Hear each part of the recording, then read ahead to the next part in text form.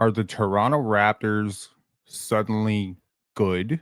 According to the Las Vegas odds makers, the Raptors might be a little bit better than some people were expecting because when Vegas introduced the line on the Toronto Raptors, it was 37.5. Now, not a better, not a person who necessarily cares too much about Vegas, but sometimes Vegas can be a little bit of an indication of what the insiders know, where the money is going, and the Toronto Raptors started out at 37.5. 37.5. Now, I said that was crazy. I thought the Raptors would clearly be a better team than 37 wins. And so it was a very easy over for me.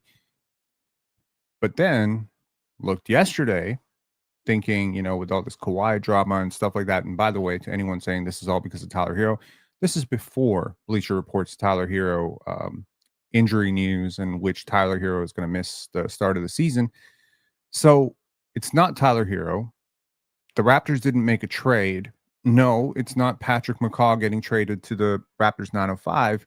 Clearly, something is amiss because the Raptors have made absolutely no roster moves. There's no injury news to the Raptors or to one of the teams that they'll be playing early on in the season to dictate this. A jump from 37.5 to what was yesterday around 4 o'clock when I checked, 39.5 is a pretty sizable jump. This might miss the play-in to comfortably play in.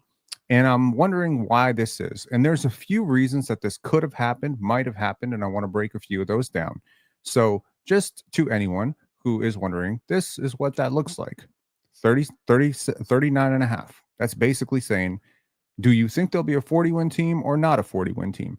And 40 is a high bar for a team that a lot of executives around the league have called directionless, overly expensive, an injury risk, et cetera, et cetera. There's a lot of Raptors slander. The Raptors aren't picked to do anything this season. Their bench is super young. Their coach is super unproven. Their star might not really be a star. The guy that they added last season is considered washed and overrated by a lot of people. RJ Barrett doesn't fit. Emmanuel Quickly is overpaid. Jakob Poeltl is regressing, doesn't shoot. So I'm thinking real hard. What is dictating Vegas to set the line at 39.5? Okay, let's go through why this might have happened. I'll go through my favorite scenario. And this one is probably highly improbable, but let's live in fantasy land. And let's say the reason this happened is because people actually believe me when I say Scottie Barnes is about to take a major jump up. Because let's just be honest, your best player has a huge influence. And if Scottie Barnes comes out and he's an all-star and he's pushing all NBA and he's playing at that super efficient level and everything is optimized around him and we see that effect and he's carrying this defensive load that he does. I'm currently working on a video right now, which is, it's going to be probably one of my greatest videos of all time. I actually want to give y'all I can't give you a peek of it, but it's a good one, man. It's probably going to be one of my best videos ever.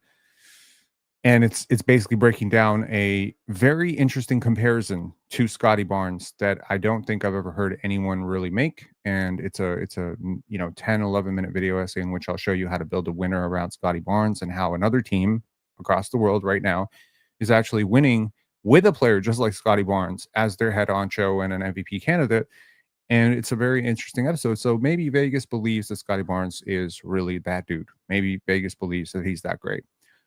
Reason number 2, maybe there is some insider info being leaked on how well Brandon Ingram is progressing. Now, again, to those who don't know, Vegas is very plugged in. Typically, we see odds makers shift away 3-4 hours, sometimes 3-4 weeks before the actual news comes out. Because, again, when you're dealing with this much money, when you're dealing with millions and millions of dollars of bets, obviously, insiders are informing, the odds makers, the market makers, but also the casinos. This thing is about to happen. This guy just got injured. Change the odds, right? So maybe Ingram has just had a dynamite offseason. We haven't heard a lot about him. We won't hear from him until training camp opens in a couple of weeks. But the Raptors are 17 days away from opening up against the Denver Nuggets. And maybe Brandon Ingram is just the healthiest he's ever been. And there's some murmurs around the betting circles that, hey, this guy is actually primed to have a dominant season. Maybe there's that. Let's go with option number 3. A trade is brewing And Vegas insiders found that out based on a trade that failed, which is to say, maybe the Raptors have internally tipped their hand by calling up teams and offering RJ Barrett plus picks for mega upgrade. And this has clued the Vegas odds makers into understanding the Raptors' trajectory this season to say this team is going for it. And the first star that becomes available, Toronto will be the team that will make a call for that player. That player could be Herb Jones, Trey Murphy, Derek White, Lauri Markkanen, a lot of the players that I broke down in our last video of the top 10 trades the Raptors could make for contenders to become contenders. Maybe Vegas happens to understand that the Raptors internally view themselves as a team that must make the playoffs this year. And so it's sort of, once again, if the Raptors are 100% committed to winning, there will be no late season tanking, which will naturally impact those late season wins. If you notice last year, the Raptors initially, if I recall correctly, the odds makers set the line at a 27.5 or 28.5 for the Raptors. And the Raptors would have been way under that if they had properly tanked. But they didn't properly tank and they ended up hitting the over last year. So, yeah. And then eventually at some point, the odds makers moved it up to 30.5 or 29.5. And then the Raptors ended up exactly there. So Vegas actually knew what they were talking about last year with the Raptors. And I was just like, no, they're going to be a 40-win team. You'll see. You'll see. But again, if if Emmanuel quickly doesn't get hurt, if Jakob Poeltl doesn't get hurt, all these things could not have been factored in. Scottie Barnes missing 17 games. These were not things that Vegas could have immediately. Like, I don't think anyone in Vegas knew Emmanuel Quickly's playing 33 games. I don't think anyone in Vegas knew that Jamison Battle is starting and we're going to be playing rookies this much. I don't necessarily know if they knew that. So I think based on where Vegas had the Raptors last year, I think the Raptors overachieved. Even if the win total says 30, I think anyone who actually watched the Raptors last year, and I know it's a very small pool of people who watched every single game last year, I think most of us knew who were actually watching this team, they massively, massively tanked. Even if they didn't tank as well as we thought they should tank for the picks that we thought we should get, I think they tanked, man. I think they'd left at least 4 wins on the table deliberately, resting Scottie Barnes in the fourth quarter, closing with inoptimal lineups and stuff like that. It was pretty crazy stuff, resting Emmanuel Quickly. I think he led the NBA last year in rest games, 10 rest games. So yeah, clearly the Raptors were trying to lose. And if they tried to win every game last year, they probably end up at 38, 39, maybe 40. And yeah, if Emmanuel Quickly's a little bit healthier, RJ's a little bit healthier, Yak's a little bit healthier, you play your veterans a little bit more. You don't dump Davion at the trade deadline. You don't bench Chris Boucher inexplicably and play Cole Swider and Colin Castleton and Orlando Robinson over him. Yeah, you easily hit 38 wins last year. And that's funny because the team that could have hit 38 wins is now in a weaker Eastern Conference, has Brandon Ingram, Colin Murray Boyles, and Sandro Mamukelashvili replacing basically Chris Boucher. I think this team should be pushing well over 40 wins easily. And suddenly Vegas agrees. So maybe Vegas is just factoring out that the Raptors don't intend to do some of that bullshit that they did last year, at which point they will naturally be better because they won't deliberately lose games. Maybe Vegas has just kind of figured that out. Reason number 4, potentially, the overs overwhelmed them. They were overwhelmed by people smashing the over. They realized that this many people have hit the over on 37.5 wins. And again, there is a very loud person in Raptorland who happens to be on the panel 3, 2, 4 times a week, who has a platform here, who's very loudly telling you that this team is going to be a playoff team. That team is going to be really good. And maybe, just maybe, some people have heard some of these murmurs from, I mean, if you're really honest, the 4 biggest voices in the Raptor land would be Pensare Basketball, Raptors Republic, Raptors Digest, and Hello and Welcome. These are the 4 biggest. There might be a 5th biggest, I don't know, but those are the 4 biggest voices in the Raptors community. And I can't speak for Raptors Digest because I do not watch their videos right now, but the other people have pretty much comfortably said this team should be pushing for the playoffs. So I think enough people have heard how people feel about the Raptors and are thinking 37.5 is an easy over. At which point, maybe the over's overwhelmed. There weren't enough people taking the under, and Vegas decided, let's move the line. That's also possible. These are possible things. Entertain another option, which is the Tyler Herro news. Now, The timing is convenient, and people are very quick to say, well, Tyler Hero gets injured. The Miami Heat are in the same conversation as the Raptors. The Raptors go up.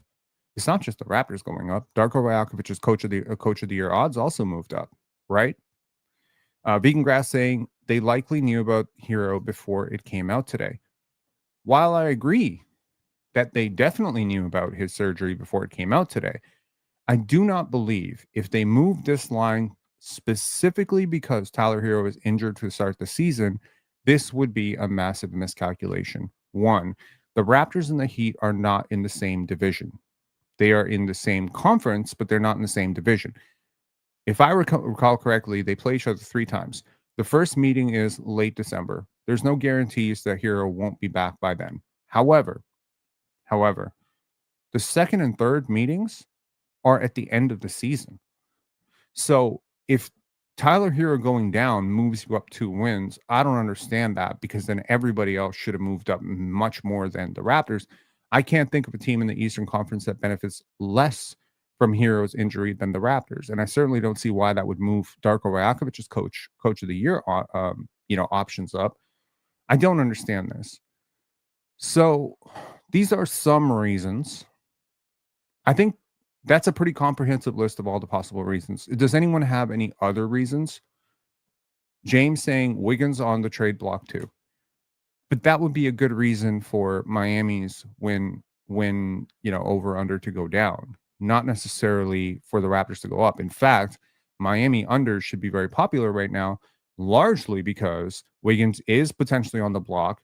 A team that's going to trade for him is not trading likely as a contender. So the Lakers are the rumored option, and they're not giving you equivalent value back.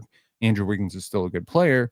Tyler Herro being out early also boosts the chances that the Miami Heat tear it down at some point. Now, there's also some internal optimism that Bam Adebayo is in for a breakout season. Again, these are the murmurs. You know what I mean? I am not as plugged into the NBA as insiders are. Like, people that I consider insiders, they talk to trainers every day, agents every day.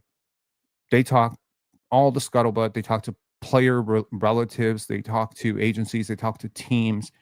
This type of Rolodex would provide you with a tremendous amount of information. I can only say this as someone who has 1% of that, okay?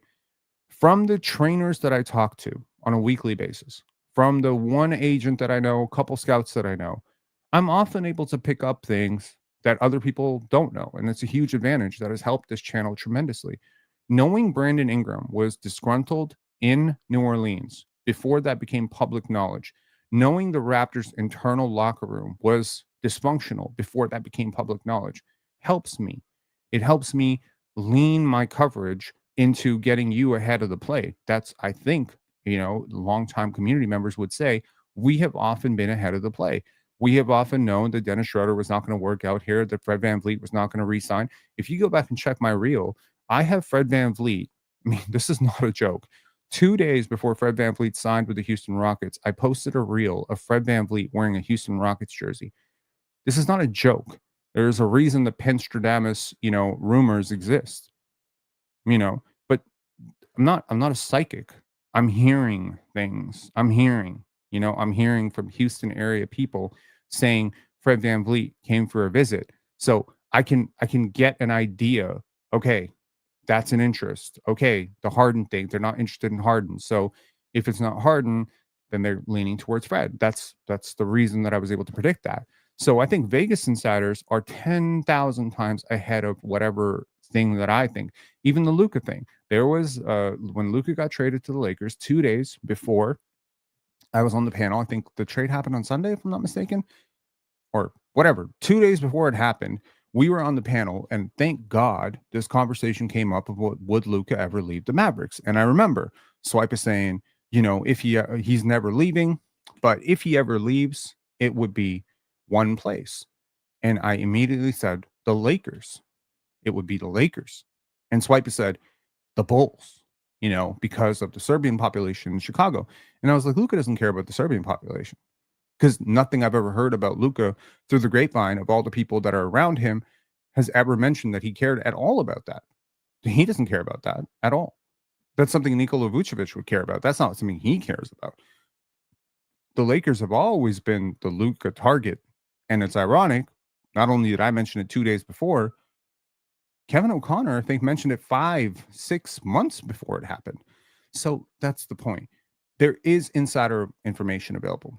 So among these points, I think it might be a combination of 2 or 3. One, I do think the overs got overhammered. I think a lot of people probably picked the over. I know the Raptors aren't the most popular team. They're not the most talked about team. And I think there's probably some very smart bettors who made some very, very, very big bets on plus 37.5 on the basis that Barnes was going to be better, Ingram's going to be better, the Raptors are going to be healthier, and the East is going to be worse. I think that's part of it. Maybe part of the reasoning here, and this is the only way this can ever be related to Tyler Hero. If the Heat tank, big if, big if. If the Tyler Hero injury and a subsequent pending trade for Andrew Wiggins triggers a trade for Tyler Hero, Tyler Hero being out, Andrew Wiggins getting traded to the Lakers, some combination of Rui Hachimura or whatever the hell coming back, and the Heat decide that they are going to tank. Well, now those 2 games at the end of the season against the Miami Heat are going to be between a Toronto Raptor team that is fighting for their play-in lives versus a Miami Heat team that has likely been tanking for 4 months. That's the only way that I can see the Hero situation, which happened, I believe, yesterday or the day before. That's the only way I can see the Hero situation significantly impacting the Raptors' win total. Because again, you have to face a team in order for it to impact your wins. So I think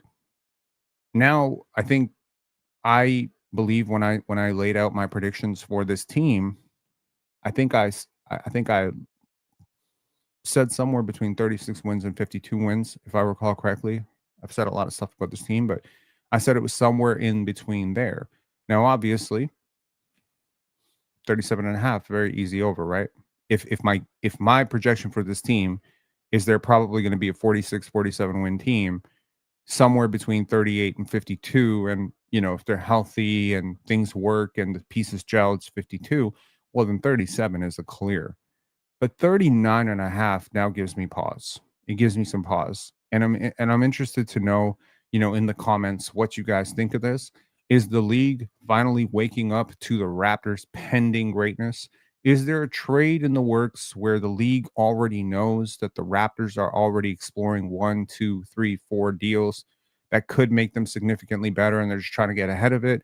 Did a bunch of Vegas insiders and big money movers push a whole bunch of overs towards the Raptors because they internally believe this team is going to be a lot better? Or is it simply the Tyler Hero thing, thinking that, hey, a team that was supposed to finish around where the Raptors is dropping themselves out of the race, and this should boost the Raptors win total? I'm not someone who studies Vegas odds, betting, etc. So I probably am not the most qualified person to even cover this because I'm sure that there are other teams that might have moved down or up. What I'm saying is, as someone who often looks at this stuff as an indication of where are the trends going, where's the money going, because that's what's important to me, is understanding how do the people who know more than I do feel about this team. I think it's interesting that for no roster moves to happen, it's not only interesting, it's almost unprecedented for no roster moves to happen, no major injuries happen to the team, and for the jump in win total, expected win total, be +2 from 37.5 to 39.5 is pretty astounding to me. And that's just me. You can definitely say, what's up with that, but like that's how I feel. Now, in terms of basketball stuff, there is a video coming out tomorrow, maybe Monday. I'm gonna sit on it. So this is one for our members, and this is more of a content direction thing here. Just to pause. I did meet with a content guru, let's just call it, yesterday, talking about this channel, and he's like, Rob, why do you insist on talking about things that nobody wants to talk about? Talk about things that people want to talk about. And I was like, because integrity matters. Like I can't just be chasing the scuttlebutt. I just can't be chasing the rumor mill. I can't be like, oh, Patty. I'm sure more people wanted to hear about what does Patrick McCaw coming back to the Raptors organization mean for the Raptors than what does Machiavelli have to say about Scottie Barnes. I understand sometimes I make unpopular videos that nobody's looking for, and I understand how algorithms work. But I hope over some period of time that delivering content that matters. The video that I'm working on now, like to be clear, this comparison to Scottie Barnes, which is very out of left field, but I promise you it's like going to be like a dope ass fucking video. I'm so proud of it, man. My girlfriend barely knows anything about basketball. She watched this video for the first 2.5 minutes and she was just like, I need to watch the rest of this. It's so good. And I was just like thinking to myself, I'm like, people probably aren't going to click on this because there isn't like that pressing Scottie is a trending topic right now, but it's probably one of my best videos ever. So, we'll see when this video comes out. It's not a time sensitive video. It's not a video where it's like a trending topic. So maybe I'll hold off on it until the season starts. We'll see. But yeah, would you do player's choice like debates on this channel? It's entertaining. I think a debate show would be amazing. I think debates create friction. Does someone want to come up here right now and debate with me? You want to debate something right now? We'll open it up, man. We will open it up. Let's open call-ins. Okay, I'm gonna post this in the chat. Boom. There's a call-in link. Call in, debate, whatever. Let's debate. Let's debate the East. Let's debate whatever you want. How about this? Call in to debate if you want to call in. I don't know. You got 135, 140 people in here. If somebody has time, call in and debate, and we'll let the chat choose the topic, and we'll just debate off the fly. I think what PC just did was awesome. That we were just on the panel for 3.5 hours, and we had the open debates. It was a good one, man. Did you see Pascal's off-season video? He is such a good leader. I did not see Pascal's off-season video, but his videos are amazing. Let's how about this? We'll open up the next 8 minutes for chat questions. If y'all have a question, post it in the chat right now, and I will answer it as well. He posted it on Twitter. Well, he is not a Toronto Raptor, so I will not be playing it. But shout outs to Pascal, man. He had a great season last year. Absolutely. Okay. Scottie, Ingram, and CMB is a power trio.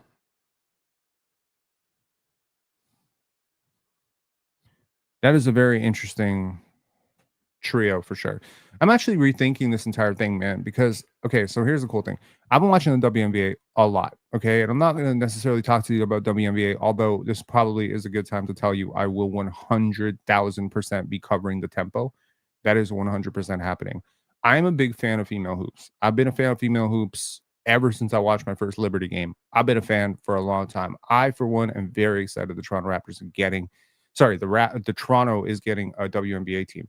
I think for people who actually want to study basketball and understand basketball, the WNBA is a fantastic way to learn the game. So is high school basketball, collegiate basketball. All basketball is very important. And one of the things that I'm really honing in on, and like I look at it as meteoric shifts in terms of how I see the game, I've never really fully understood the value of how important penetration is to the court. Like, how important is it to have somebody who can successfully and efficiently get consistently into the paint towards the rim, right? The John Morant, De'Aaron Fox archetype, right? That player who can break down his defender and just beat that first line of defense and cause the rotation. And I'm watching, a team like the Minnesota Lynx, and I'm watching, the Stud Buds and how quickly they're able to boom, beat, even watching yesterday's game between the Fever and, like watching, the Seattle Storm and the Vegas Aces, and just consistently watching Erica Wheeler and, like just boom, boom, boom, like moving it in, right? Getting into the paint consecutive possessions, boom, getting down. And this is the point right here. RJ Barrett is probably your best driver and one of your worst finishers. It is the weirdest thing. right? Because on the one hand, the value of a playmaking guy who can get into the middle is very effective and very important. However, he doesn't have the ball enough to drive enough. You see my point? So it's like he's good at something, he isn't good enough at it, but there's nobody on your team who's nearly good enough at it to replace him. But then there's a string of videos that just came out about Colin Murray Boyles. And one of the things you notice about Colin Murray Boyles is he's a really good driver. And I can't remember who said it, but there's a great parallel. And I believe it was either Samson or Esfandiar Barhaney. Some of these people run together, man. Their content is similar. Or maybe shit. I think it was Samson and Lewis discussing him. I think it might have been Samson when he said that Colin Murray Boyles has RJ Barrett. I don't want to misquote him because that would make him mad, but I think somebody said it, and when they said it, I couldn't stop thinking about it. There's a lot of RJ Barrett driving skill in Colin Murray Boyles. So maybe, you know what I mean? At some point, that's the natural progression, because I think a lot of people are very quick to say it's going to be Gradey or Jacoby replacing RJ in the starting lineup, and that's why the Raptors want to move off of him. But it's like, what if the long-term vision isn't that? What if the vision is actually Barnes moves to the 2, Ingram moves to the 3, and Colin Murray Boyles moves to the 4? Or Colin Murray Boyles is actually a small forward who just directly replaces RJ Barrett, and then Ingram, moves more to a 4. I don't know, man. I don't know. J-Dub was good in the playoffs with a torn ligament in his hand, and he's a much better defender and shooter and rim finisher. Okay. Much better defender is insane to me. Absolutely insane. I understand, no, I don't think that saying J-Dub is better than Scottie makes you a fake fan. I think you have to also understand the context in which these two players are playing in, the age difference between the two players, and the potential difference between these two players. I think Scottie's going to prove a lot of people wrong this year, but obviously I've been saying that for a few years now. It's interesting. We started out this channel by saying Scottie's going to win Rookie of the Year. People didn't believe it. I think in year 2, when he was regressing, I stared into the camera very angrily and said, "Look at me. Scottie Barnes is going to be an all-star." I was the original Darko Rajakovic, just so we're clear. I originally did that Darko rant. He's going to be the face of the league bullshit. Darko might just be a Pensare basketball fan, because I swear I was the first person up here saying, like, he's going to be he's going to blossom into a superstar. And I understand some people don't necessarily see the pathway, and that's the importance of the video that I'm working on, is to show you exactly that pathway, right? It's exactly that path. And here's the thing that I think will be covered more in detail in the video essay that I'm posting, but I want to just cover it briefly here. A lot of people have this belief that Scottie can't be a superstar because his on-ball creation isn't quite as obvious or as sexy or as appealing as a Devin Booker or a Spider Mitchell or whatever, right? But I want to tie in a few thoughts that I've been having together into this live to give you, some people have an expectation that these lives go in 40 minutes, and I don't want to just yap over. So I want to give you something of value here. It's not necessarily related to the topic of Vegas just changed their mind, but it is in a sense related to it, because if Scottie blossoms the way I expect him to, that actually will change the Raptors' outcome drastically. A lot of people are low on Scottie. It's interesting, by the way, that Scottie is top 15 to top 25 in most fantasy leagues right now. But in terms of people appreciating him as a player, he's like not top 50 for some people. I find that very weird, because I think Scottie's impact is away from the stats. Why is he so disrespected? I don't get it. Like, you're willing to put him top 25 to top 15 in most fantasy drafts because he fills up the box score with points, rebounds, assists, blocks, steals, etc. But you're not willing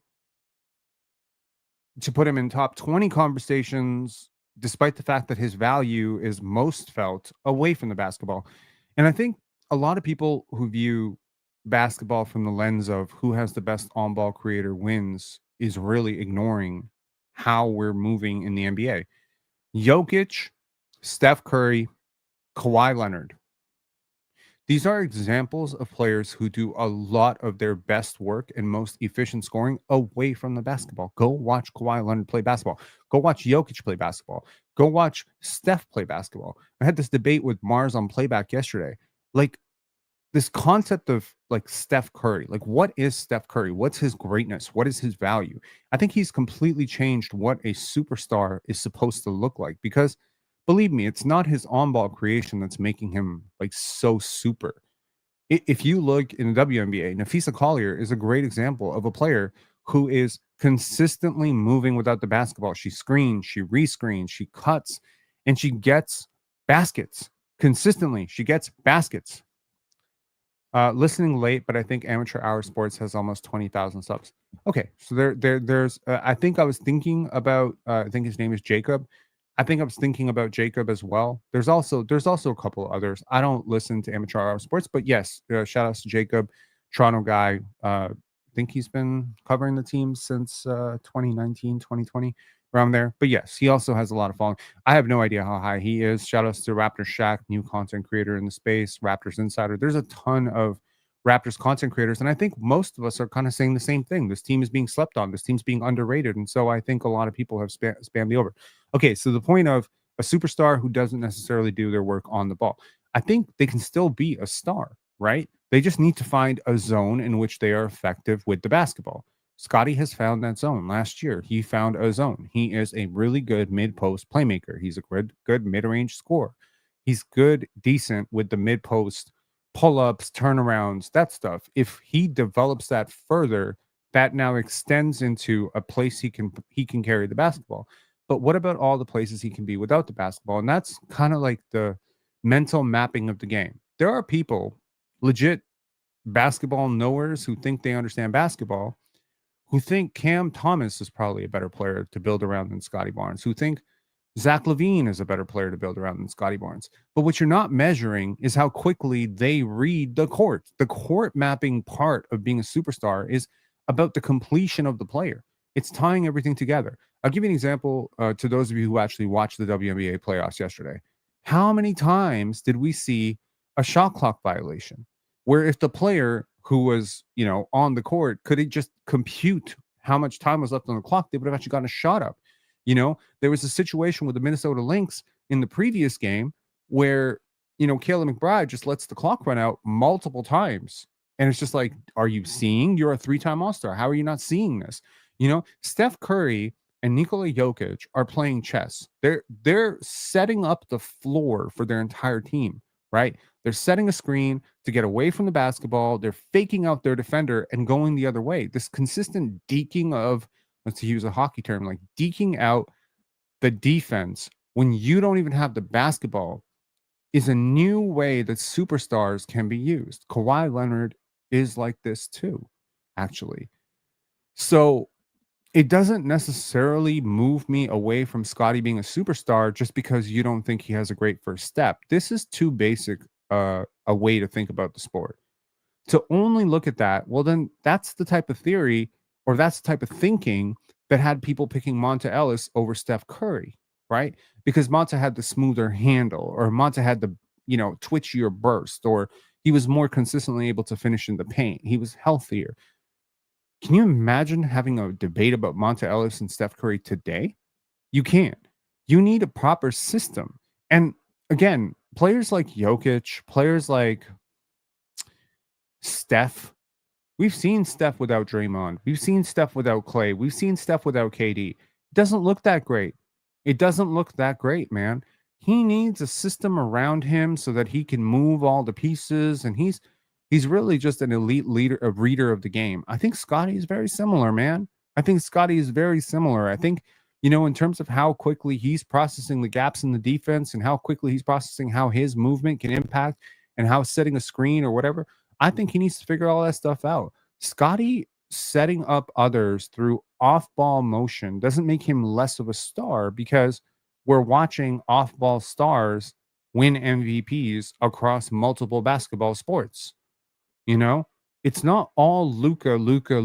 It's not all Harden, Kyrie, LeBron, This is not the only way to do it. There is another way to do it. There is another way to do it. That's totally different. It's not related to burst, right? It's related to intelligence, shooting pockets, space, angles, right? There's people who debate to this very day Jaylen Brown's a better player than Jason Tatum. Miss me with that bullshit. No, he's not. But why do you think so? Because his game aesthetically matches more of what you expect a superstar to be. But that doesn't change the fact that he doesn't read the court.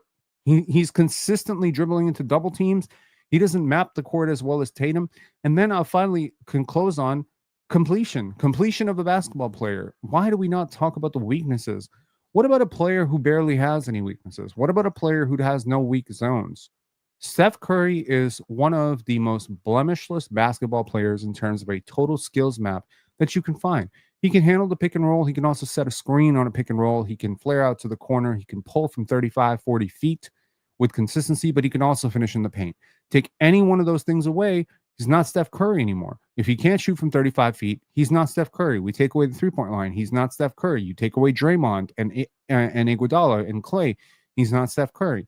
The ability, if you take away the hand-eye coordination and that rapid processing of the court and how he moves, it's not Steph Curry. You take away his motor and you just hand on the basketball and say, go be Trae Young, he's not Steph Curry anymore. There's a million things that have to work for Steph Curry. If you take away his understanding of the game, he's not Steph Curry. Well, here's the thing.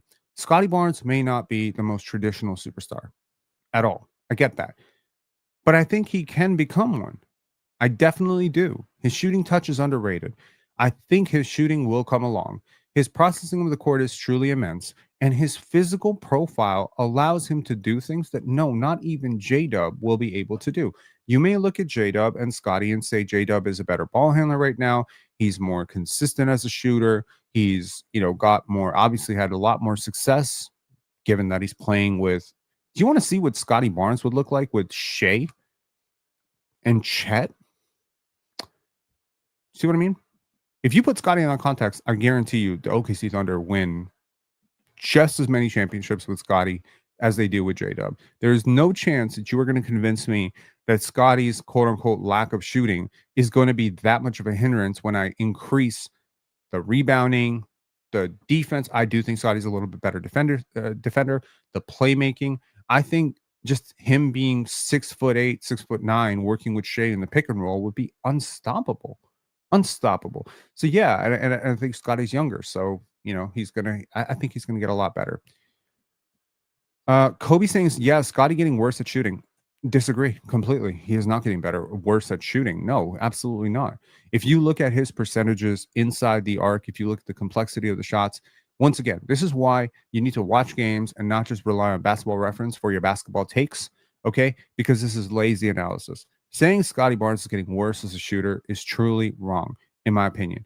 The mid-range stuff that he showed last year, first of all, if you play basketball, mid-range shooting is what predicts long-range shooting. Great mid-range shooters can translate to long-range shooters. Shooters shoot. You've heard the term shooters shoot. So when you look at it from that perspective, Chris Bosh was not a three-point shooter with the Raptors. Why is it that the Miami Heat believed they could turn him into one? Because he was a good mid-range shooter. Shooters shoot, man. You can turn a good jump shooter from about 18 feet into a good jump shooter about 24 feet, 23 feet. The difference with Barnes is very many of his threes last year came off of very difficult situations. They came off of the dribble. They came on very poor spacing, very poor timing. There's a lot of go fuck around basketball, okay? That's it.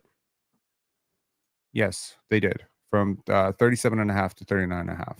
At least what I'm seeing. Maybe you're still seeing 37.5 on your end, but I'm seeing. Okay, we got WYSO calling in. WYSO, what's up, man? Hey, can you hear me? If I can, what's up? Cool. A few things. So I don't know if you saw, I know you watched Samsung content. Did you see his debate with Trae on Jacoby versus Gradey? No, I didn't. Okay, a brief summary, they kind of have, pros and cons for each, and it was less of a debate and more just them discussing each prospect. And, obviously with Gradey, it's the defensive liability. And really with Gradey, it's like his ceiling is all skill based. Can I guess where each of them landed based on what I know about each of them? Yeah, I'm going to guess that Samson went with Gradey and Trae went with sorry, what was it? Who's the other? Dealey, right? Yeah, and I'm gonna guess Dealey went with Jacoby. Is that correct? Yep, spot on. Okay, cool. Yeah, and their basic verdict was that obviously there's the huge defensive gap between the two prospects, and Gradey has a lot more natural skill, is what they were saying, whereas Jacoby, a lot of it is just his drive and his like willingness to get better, and it's a lot of like it's less physical tools, and for him it's mostly just like work ethic, and I don't know. That was sort of the gist of it, and then he was a more well-rounded player and is a bit better of an on-ball defender. So Gradey is who is more well-rounded? Jacoby is a more well-rounded player.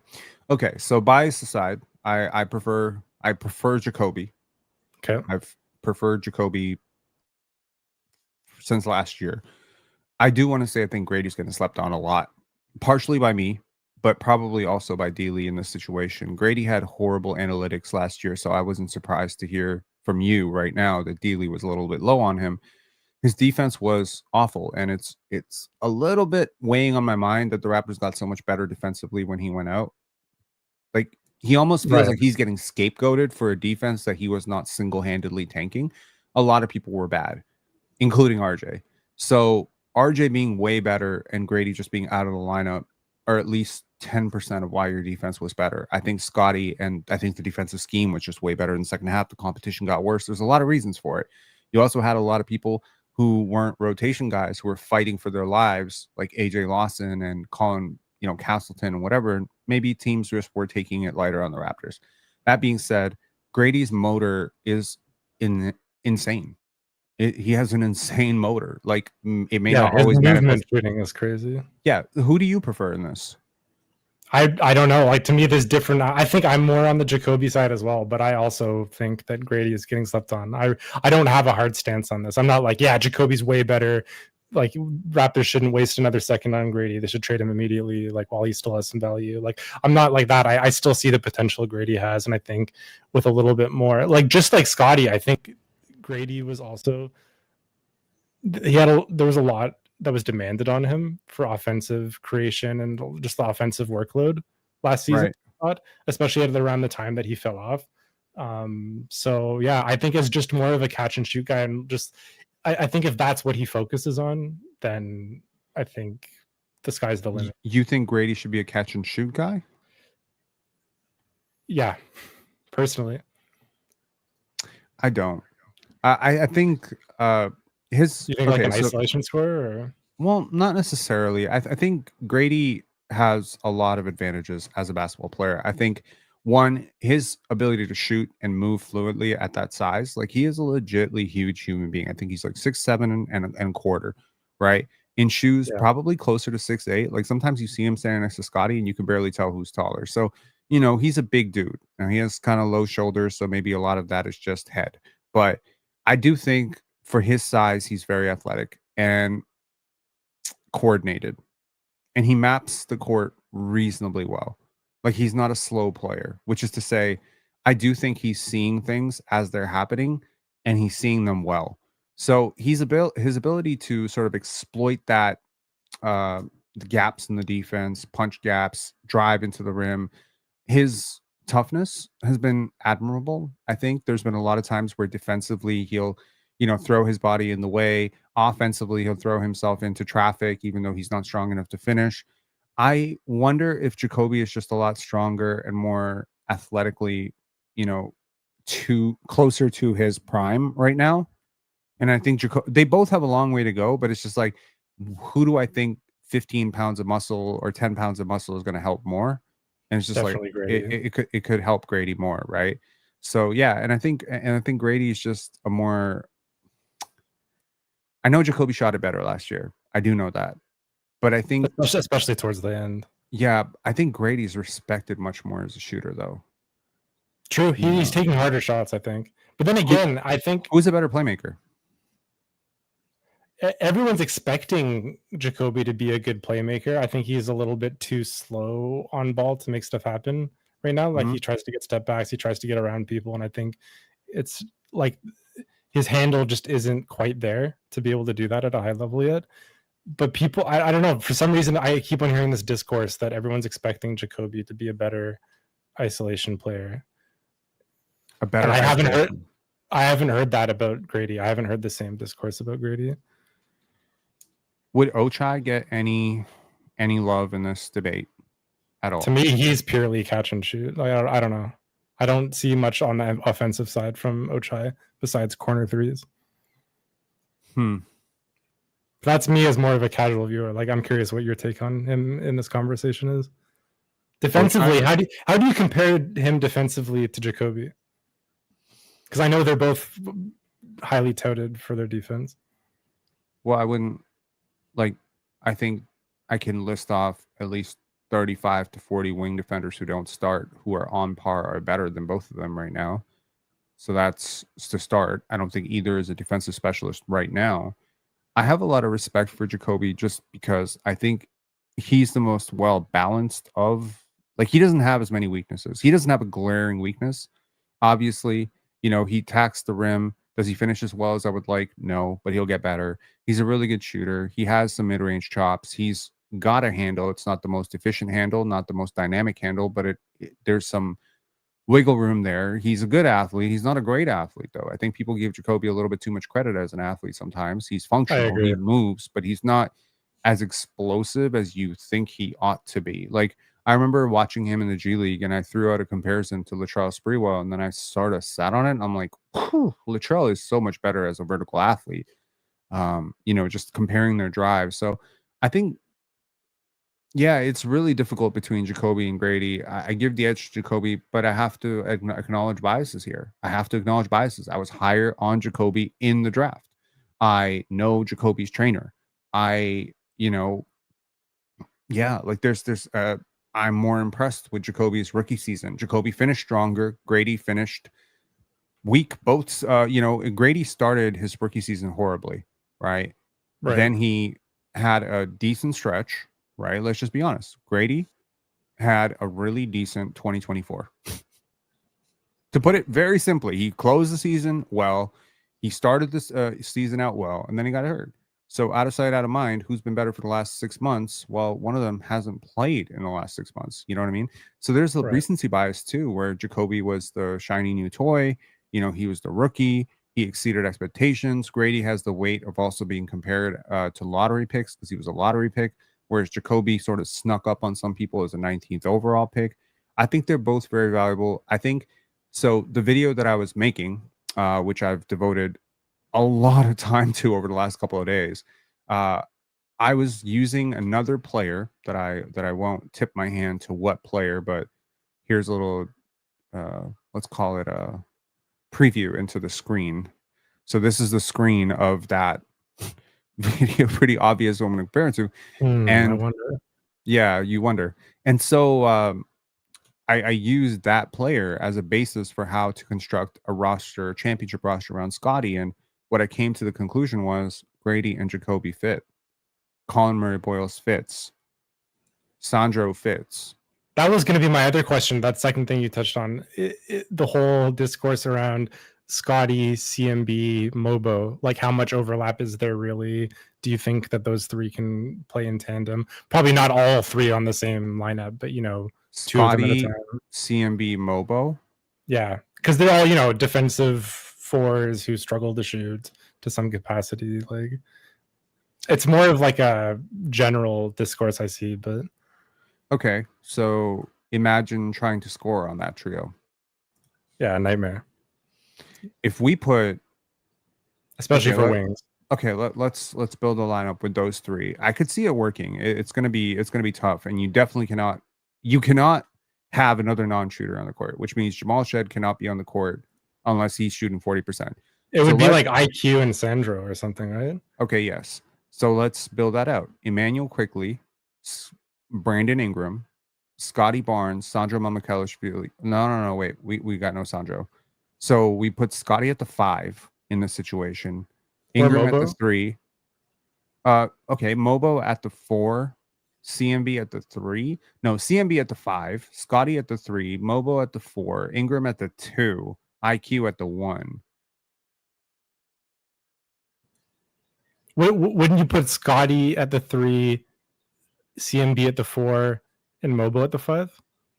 No, I think Mogbo is smaller than Scottie. But his Less, vertical is good, and isn't he a good rim defender or no? but that doesn't help you box out Ivica Zubats. Like Scottie is the only Yeah, Scottie that's a good and point.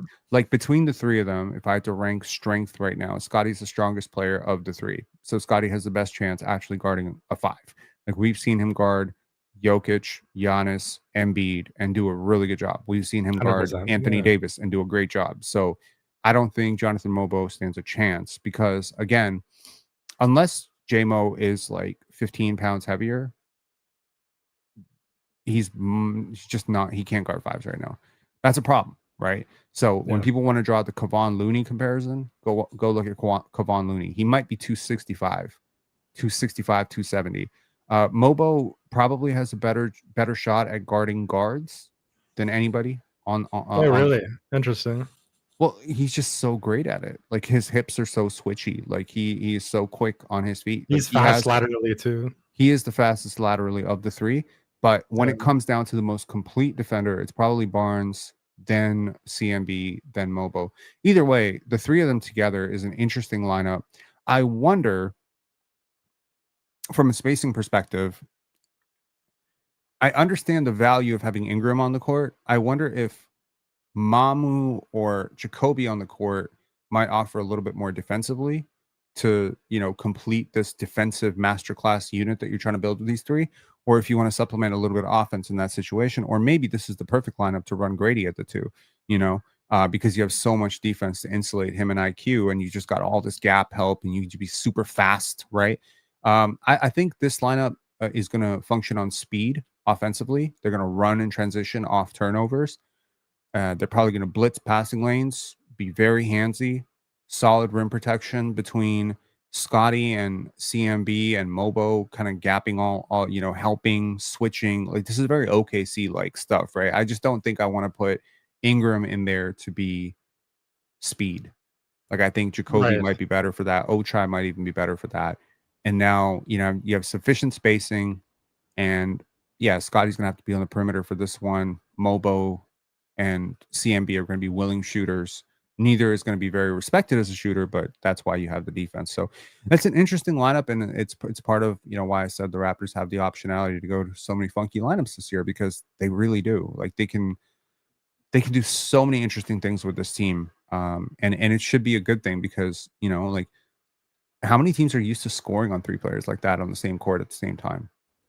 That's such a rhythm disruptor for me. Yeah, that's rare, especially 3. You'll see 2 of those sometimes, but yeah. So I do Mhm. think they can play together, but a lot of this hinges on Scottie being a good shooter and CMB being a decent shooter. And the same thing I said about Scottie being a good mid-range shooter, translating to him being a good shooter. CMB might surprise some people as a shooter, man. I'm having this streaky feeling he's gonna be north of 32% as a 3-point shooter on his career. Yeah, it wouldn't surprise me. He had Yeah. a couple attempts in summer league and made one of them. So he also airballed one. Yeah, I think he airballed a couple. So yeah, it's shaky, but looking at his form, it's functional. His touch around the rim is really good. So there's some, like, he clearly needs to work on this, but from what I've heard, he's been working on it a lot this summer. Like it's his entire focus. Yeah. And then lastly, oh, sorry, go ahead with that comment. No. It's cool. Terrence Davis said, I'm late. I do Scottie 1, BI, Mogbo, CMB, Mamu. Oh, that's interesting. That's very Scottie back interesting. at point guard. Yeah. That is a very interesting. Yeah. Interesting. I think Emmanuel Quickley's, I would put, consider Scottie at the 1, Quickley at the 2, Mogbo at the 3. Because again, like the way, so here's the thing.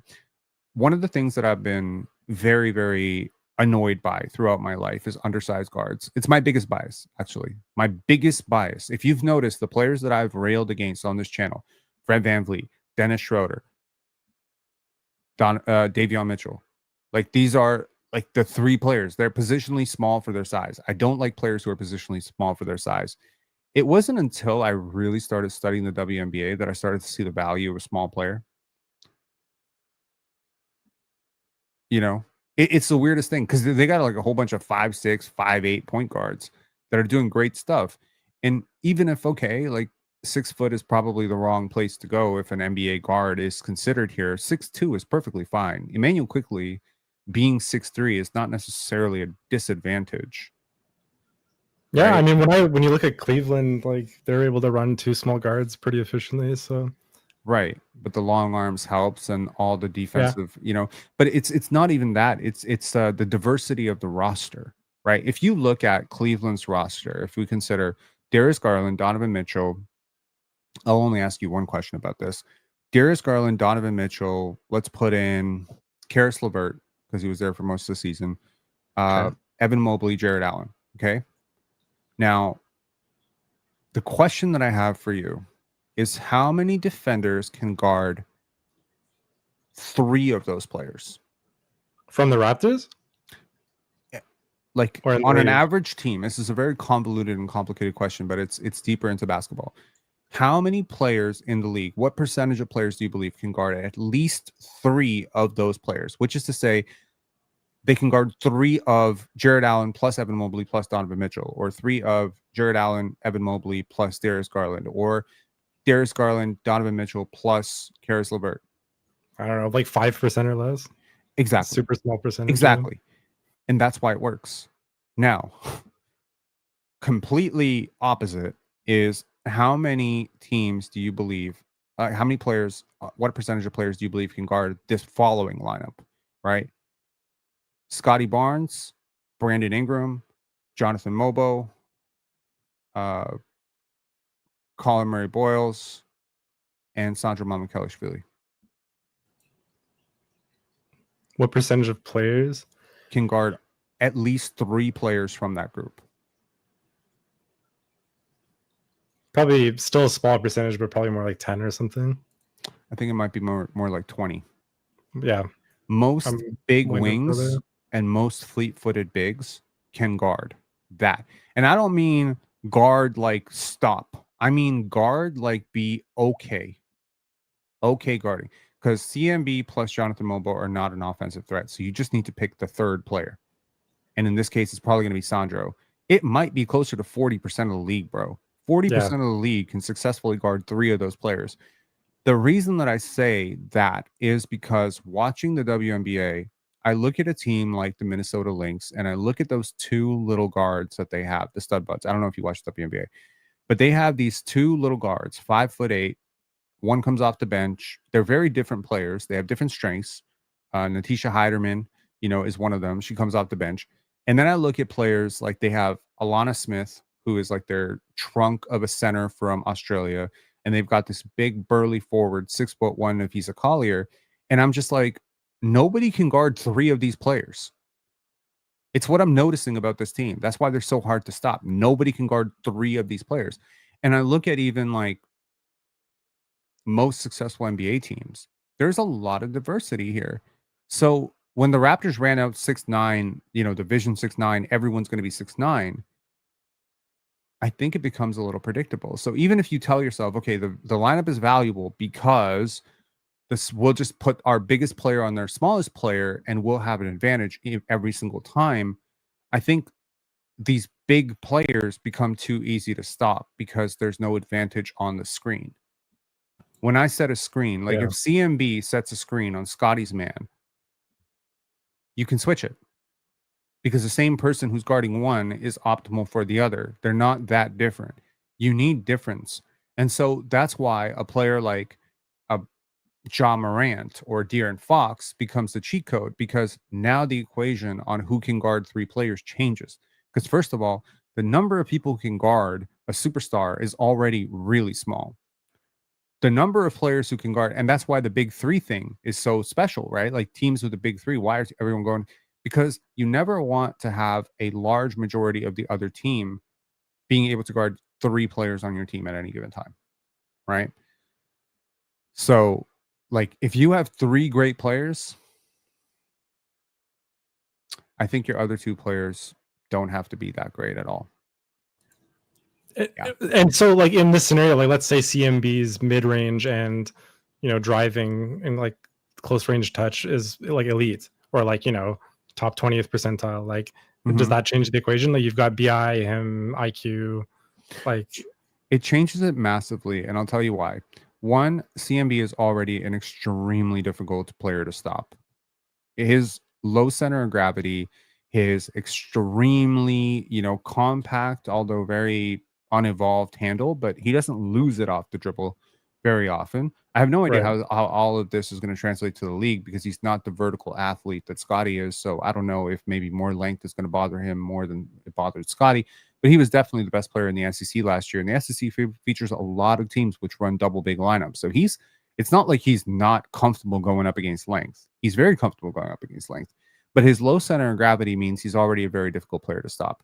I think Scottie is a very difficult player to stop.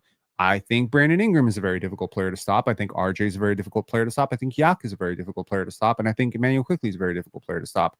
Somewhere in that group is probably a really good starting five in which 3 players are not stoppable. I don't think Mogbo entirely fits into that. And I have a lot of love for Jonathan Mogbo. I feel like I have to say that every time I talk about Mogbo, and I'm talking like he's not the offensive threat that CMB is. He's not the offensive threat Jacoby is. But Jacoby is not the offensive threat that CMB is either.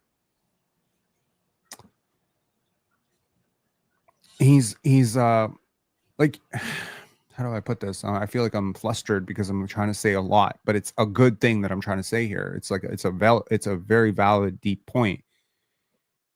You need to be able to exploit the matchup differential, right? Like there are like in theory, there's a guard on a big. It should be a disadvantage for the guard in the post, and it should be a disadvantage for the big on the perimeter, right?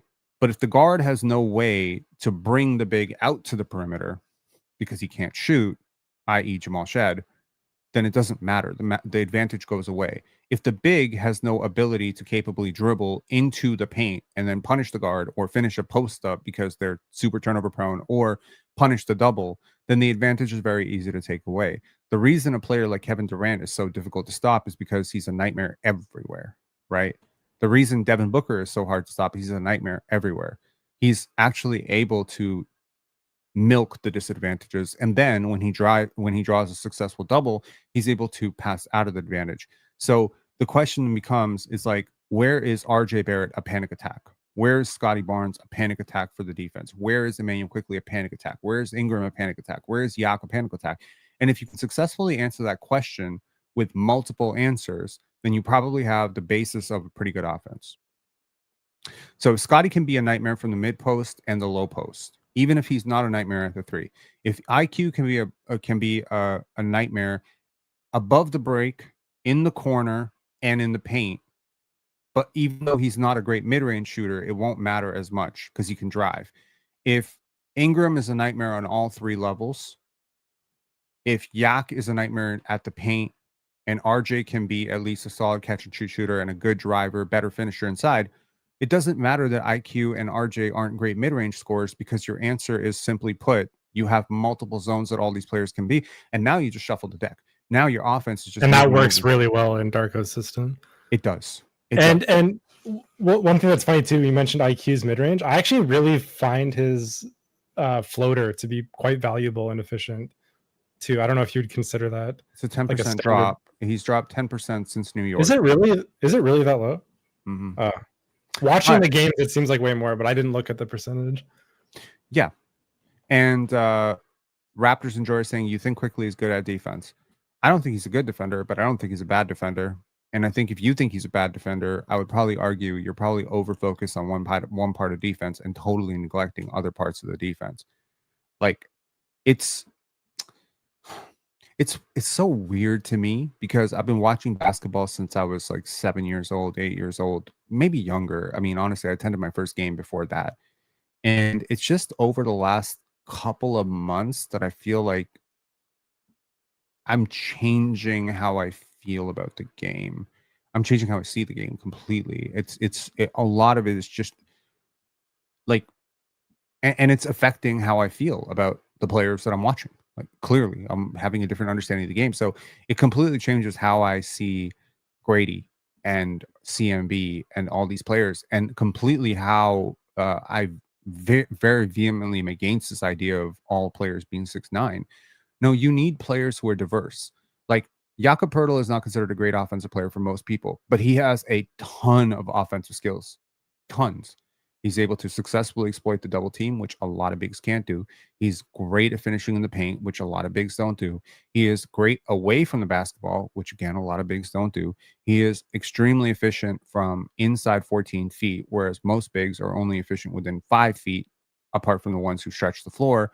And even then, I think too much is made by me and some others, but I'll throw the L on myself here. But Jakob Poeltl can't shoot threes, and so Jakob Poeltl negatively impacts spacing. I don't think really great screeners who are great finishers in the paint ever negatively impact spacing. It's not Jakob. Jakob is not a problem. I think the problem is Jakob plus Mogbo plus Scottie. That becomes a problem. It's too much. How you move these pieces around will matter more. But Yak plus IQ, why is that the most efficient synergy in the NBA? Or not in the NBA, on the Raptors last year? Why does that pairing work so fucking well? Because the defender who's on Jakob cannot stay in front of quickly, right? Those and the like, it's such a weird thing. Like all year, right? All year last year, we were having a debate on this channel and other channels about who's the best player on the Raptors, Scottie Barnes and RJ Barrett. And obviously, I'm pro Scottie, and some people were pro Barrett.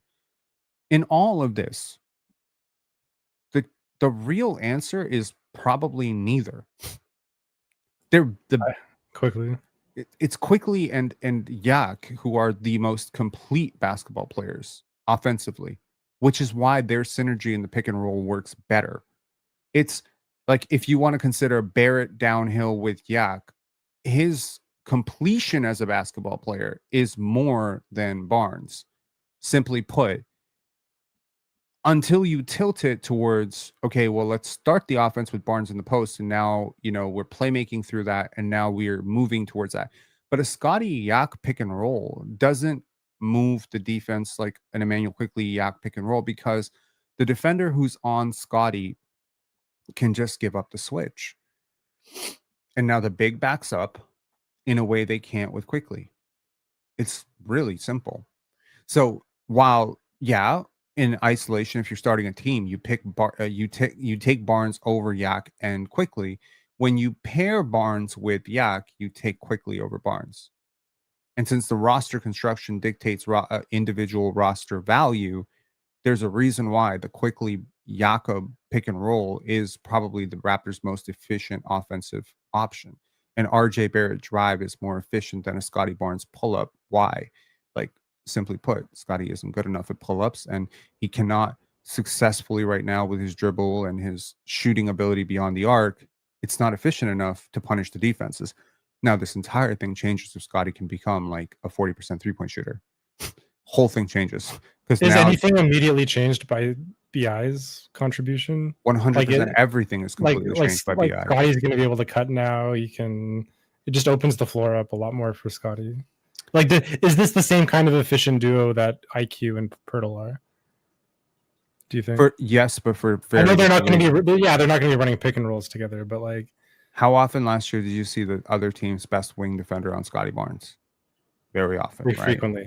Yeah. Very frequently. So now that defender is occupied with Ingram. Scottie is great away from the basketball. He can easily do that in a Fisa Collier thing where he's setting a screen, setting another screen, setting a stagger with another player, and then breaking to the basket. His massive catch radius, good athleticism, quick processing of the court makes him a demon off the ball. He's also a great offensive rebounder. I'm not saying he's Draymond. I'm not saying that. He's my favorite player in the league. I would never put that on him.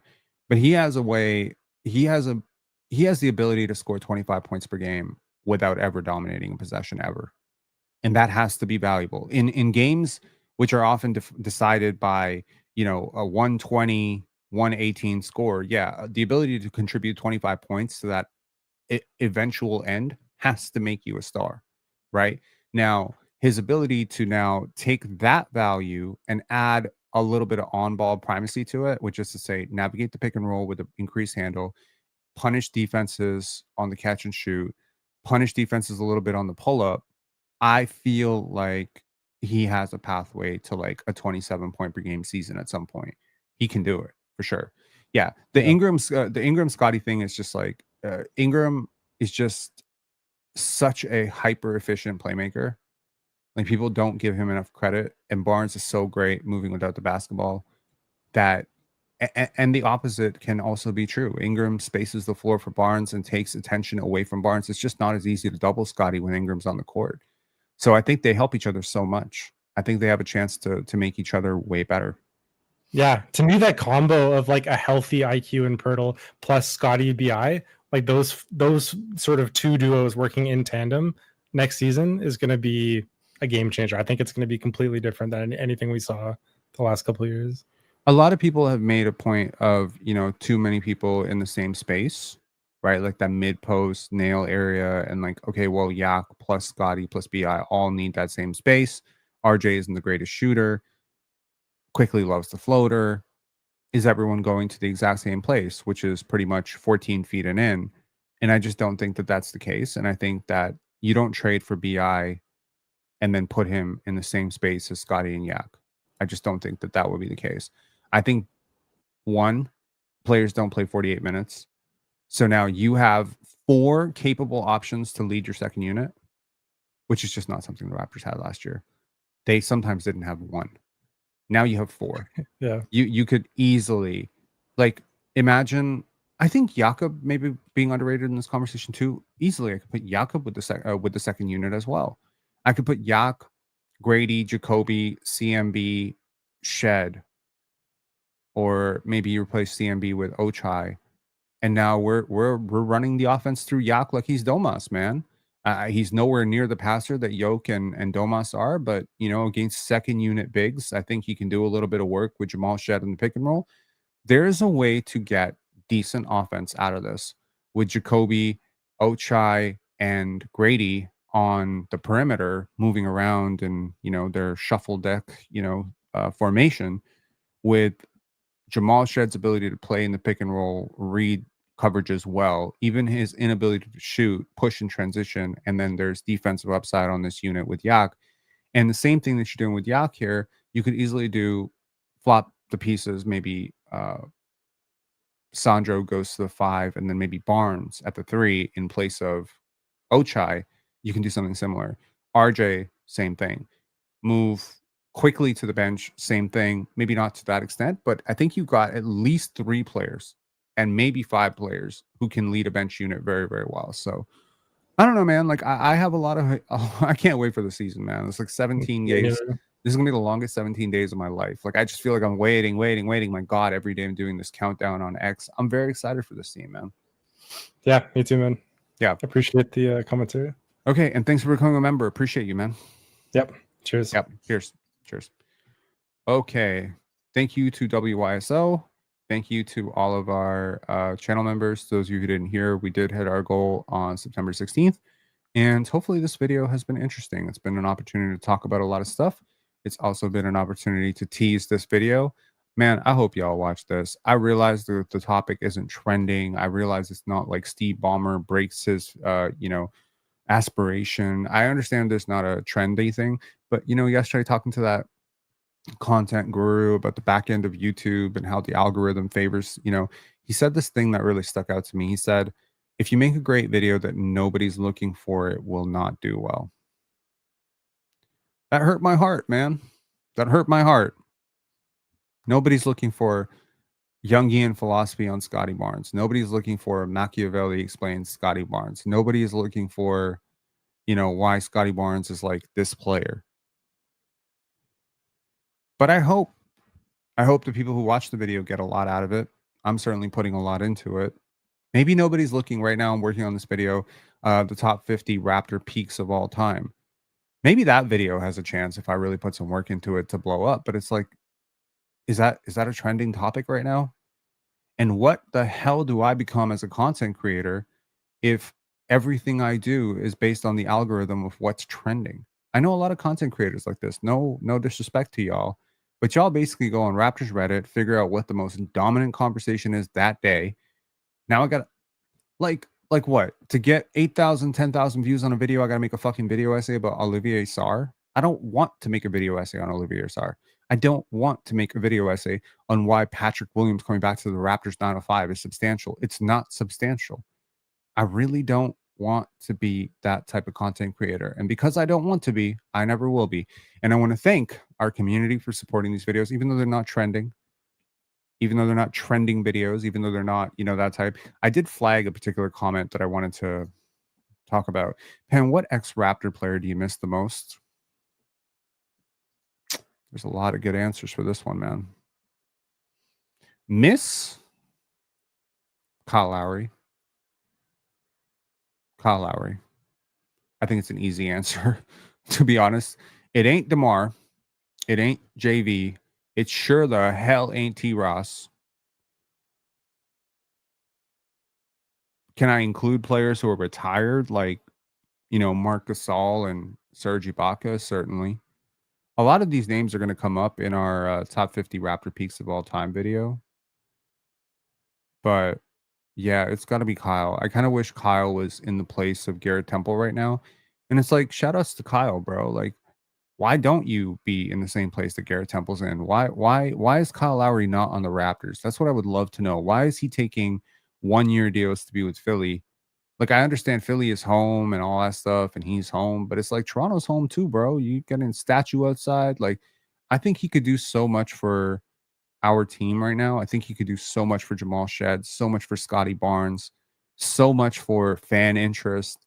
I'm surprised MLSE isn't like pulling a Steve Ballmer type of, back end deal with Kyle Lowry. Like, hey, come back to the Raptors and we'll take care of you with a front office, job afterwards, man. CB4, he's kind of underrated. James, I'm going to let you know right now. Don't watch my top 50 Raptors of all time video. Like, don't watch that video. You're not going to like what I say about Chris Bosh. I promise you, hell no. I am not a Chris Bosh fan. I was a Chris Bosh fan in 2004, but in 2005, I became not a Chris Bosh fan. And until today, my most, if y'all remember this, I don't know if you remember this. On PC, I said that Nick Claxton is closer to Chris Bosh than Chris Bosh is to Anthony Davis. And this comment got a response from Dwayne Wade and Udonis Haslem, who were not having it. Not having it. They obliterated me for saying that. And even after saying that and getting obliterated by Dwayne Wade and Udonis Haslem for saying that, I will say it again. Chris Bosh is closer to Nick Claxton than he is to Anthony Davis. There's a big gap between Chris Bosh and Anthony Davis. Shout outs to Chris Bosh, though. But, say la vie, man. Danny saying Norman Powell. Norm is definitely up there as one of those all-time good guys that you really do miss. Danny Green. I miss Danny Green. I miss Kawhi Leonard. Sorry to say, man, Boardman gets paid. I would love to trade for Kawhi Leonard again if it was feasible and possible and it didn't come with back end deals. Anyways, I'll talk to y'all later. Have a great one. Please, please, please, please, please. You're going to want to see this video. It's going to be eye-opening as hell. You're going to learn a lot. I promise it's a good one. Please click on it when YouTube shows it to you so that YouTube can say, yeah, the algorithm may not be searching for Scottie Barnes comparison videos into this most unorthodox realm, but apparently, this community fucks with it. So shout outs to you. Shout outs to Mike, community member Mike. Shout outs to all the community members who re-up for the second month. We see all that on the back end. So shout outs to you guys. And Vegas odds heavily manipulated like the stock or crypto market. How so? I mean, they are, but how do you mean? Military man, if you could pick any player in the league that Scottie would be best beside, who would it be? It could be all time. It's a great question. It's a great question. And shout out to Military Man. You are also a member. All time next to Scottie. Steph. Steph is a great answer.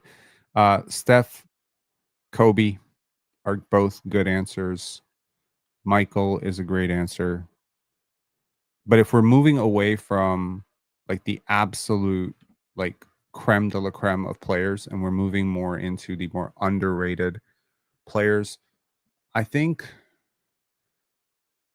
well, D Wade is also a great answer, but he's also extremely well respected. Manu Ginobili would be an interesting answer. Tim Duncan would be an interesting answer. The cool thing about Scottie is you really don't have a wrong answer. There's not like a particular player you can put him next to. Arvydas Sabonis, Nikola Jokic. These are all great players to put him next to.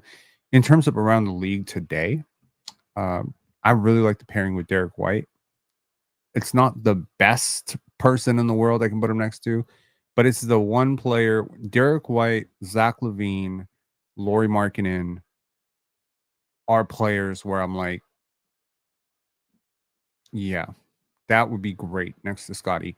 Jaylen Brown also wouldn't be the worst idea next to Scottie. I think Jaylen Brown has also already had a lot of success with Tatum, and I think Barnes leans into that well.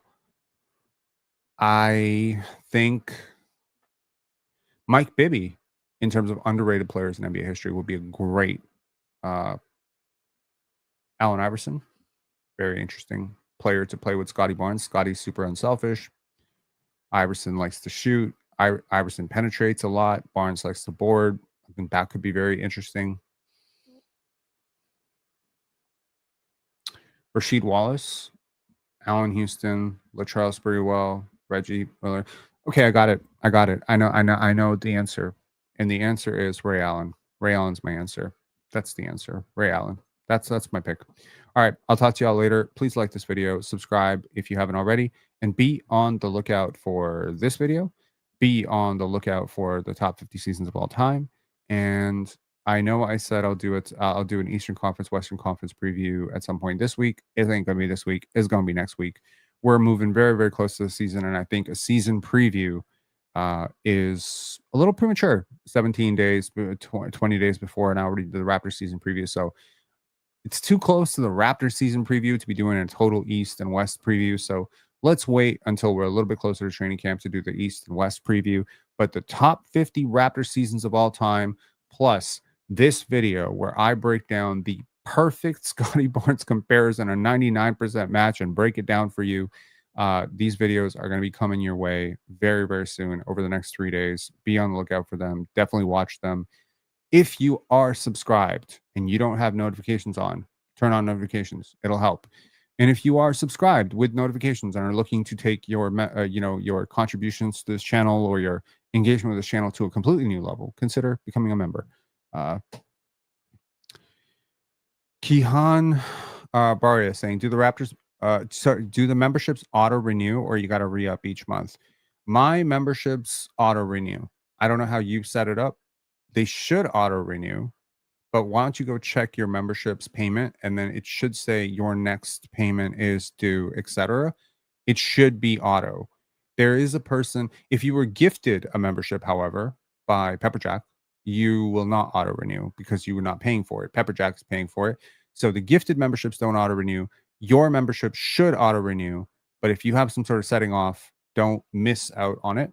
Obviously, I mentioned we hit our goal, but our goal is dependent on you staying on for 2 months. So if you're someone who is dropping out after a month, say la vie, thank you for your contribution. But if your end goal was to help me get that bonus. Also, one final thing. I did promise that if we get our goal of 100 members, we will do a raffle on this channel. We will 100% do that.